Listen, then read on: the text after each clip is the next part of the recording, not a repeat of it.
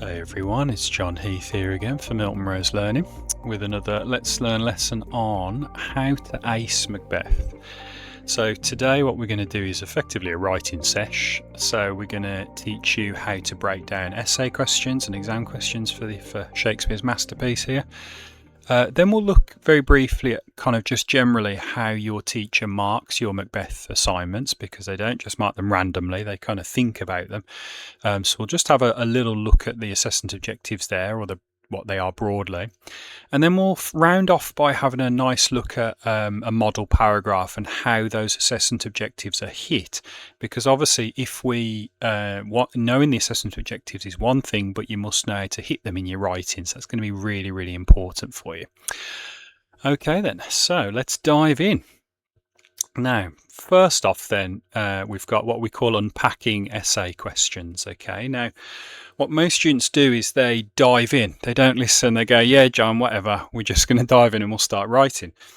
Now, if you do that, you don't fully understand the question yet. You don't understand it on a deeper level, what we call conceptually. So how do we understand it conceptually? Well, what you do is you read the question carefully, you circle the key words and the key phrases in the question, and then you break them down in your mind to get a tight conceptual grip on the question. Okay, so for some practice, what we've done today is we've set up a little question. How does Shakespeare present Lady Macbeth as a woman who challenges boundaries? Okay, so we've kind of isolated the key concepts in the question, and we'll break them down one by one together. So the first one is how. This is a how question. So let's think about what we mean by how. So how focuses our mind on techniques. Okay, so knowing Macbeth, because I've taught for 50,000 years now, Shakespeare in this play is using things such as dialogue, chit chat between the characters, stage directions, like directions that the actors must follow but can be analysed in an essay as well. Characterization is very complicated there, and there's loads of other stuff such as natural imagery and motifs to represent Lady Macbeth as challenging the Jacobean social boundaries. So just by thinking that through conceptually, I've unpacked that word how, and I've got a tighter grip on the question. Okay, the second one is, we have the big man himself here, Shakespeare. So Shakespeare is part of the question. So what that means is effectively it's telling me to consider his purpose, his authorial intention. He was writing in response to Jacobean social norms in this period of patriarchy and feminine domestication, where women had no agency or freedom. And he's kind of critiquing or commenting at least on Christian theology and good and evil, okay, which cuts to the heart of all Christian norms in this period. Then what else is there in the question? Well, it's a character-based question, isn't it? We've got Lady Macbeth there looking very stern. So we need to focus on her, don't we? We need to deconstruct this character. So Shakespeare presents Lady Macbeth as extremely ambitious and transgressing social norms regarding a woman's place in society, and she ultimately suffers nemesis for this. Nemesis is the posh term for a tragic kind of downfall and a tragic kind of end, basically. So she does suffer that, doesn't she? And I think the fact that she suffers such a horrendous fate is kind of Shakespeare. It links to what Shakespeare is saying about kind of transgression of these social norms. You shouldn't do it, basically. And then the last one, it says challenging boundaries, doesn't it? So then I need to think through, what do we mean by challenging boundaries for this question? So Lady Macbeth is a disruptive character. She's a disruptor within Jacobean society because she doesn't accept the way things are. She challenges those social norms of patriarchy, male domination, basically. She challenges Christian morality, and she also challenges traditional Jacobean power dynamics. Okay, she really destabilizes them, almost like a bottle of pop. She kind of like shakes and shakes and shakes it until it explodes. Okay, so effectively there, she's challenging boundaries on multiple different levels, and you need to understand that before you dive in and start writing. Now, hopefully you can see that's unpacking an essay question. You want to do that with every essay question you ever face up until PhD level. Make sure you do, to get a grip on it conceptually. It's the first step to writing really well. Then it takes us to number 2, the assessment objectives. Now, your teacher doesn't mark blind, okay? They really don't. They're obviously trained individuals. So what they do is they have a mark scheme. They have assessment objectives which they use to decide what grade to give your Macbeth essay. So the assessment objectives are different on each thingy, on each kind of exam board, and they change every few years. But broadly, they're kind of like can be boiled down to 3 or 4 key things. Okay, so what you've got first is academic expression. They will look at this. How well do you write, really, for your Macbeth essay? So write clearly and formally, avoid all slang, any vague words. My teacher used to say, vagueness is death. She's quite dramatic, but yeah, always be specific in your language. Use that subject terminology. I want to see metaphor, juxtaposition, motifs, symbolization, all of that kind of stuff. I want to see that in your essays as well. And develop an argument. Okay, so have a clear argument that you are pushing forward over the whole essay, and then you will hit AO1 for academic expression. Number 2 is detailed analysis. So again, the same teacher who was very, very lovely to me. She used to say, if you ain't zooming, you ain't passing. Okay, and that's your second AO. Detailed analysis is crucial. You need to zoom in on quotations. Word level analysis is highly prized. Phrase level analysis is highly prized as well. Make sure you're zooming in. Okay, explore the writer's methods. So language, of course, structure, because it's a play of Macbeth. Also things such as tragic conventions and stage directions are very, very good. And their emotional impact on the audience. How does the audience emotionally respond and why? Okay, and when we say why, you want to use the word because. Because is a magic word there, because it's then prompting you to analyse why. Very, very important to do that. Number 3 is, for me, I think it's what I would say, go after the big ideas and themes. Don't just analyse these characters like a bit like a soap opera, like they're real people and they're just having a chat. It goes much more beyond that if you want to get the high marks.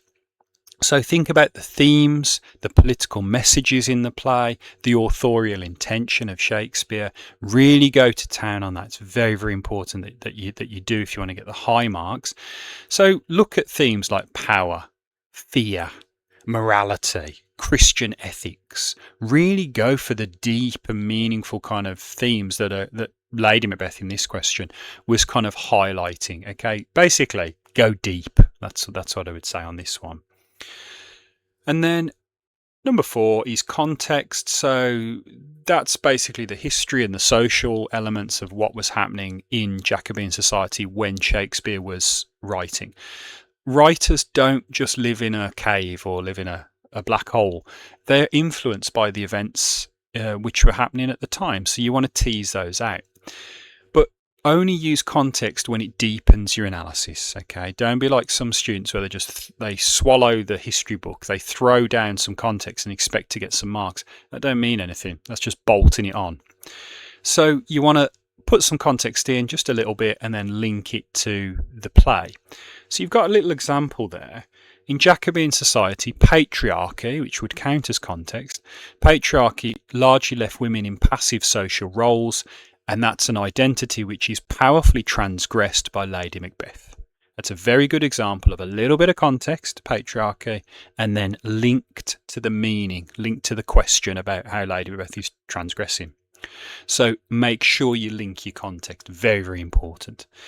Now, I am simplifying a little bit, but that is broadly how your teacher will mark your Macbeth kind of essays and the examiner as well. If you're doing those 4 things very well, you ain't going to be doing much wrong. Okay, that's going to be roughly where you want to be.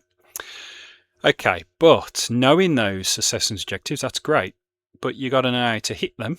So let's have a look at, we've got a really nice model paragraph that we wrote for you, you lucky things. And we're going to have a little read of that, and then we'll look at the assessment objectives and how they're hit. Okay, so let's have a little look together. Shakespeare further develops Lady Macbeth's boundary-challenging nature through imperative verbs and semantic fields of violence in her soliloquies. Lovely point. In Act 1, Scene 5, her speech is laced with commanding language, "Come, you spirits, unsex me here, take my milk for gall," one of the most famous quotes from the play, which not only illustrates her dominance but also evokes a disturbing inversion of natural maternal imagery. The juxtaposition between milk, which connotes nurturing, and gall, which connotes bitterness and poison, symbolises her rejection of traditional feminine roles. Shakespeare's use of motif, particularly of darkness and the supernatural, positions Lady Macbeth as a figure who willingly aligns herself with unnatural forces to seize power.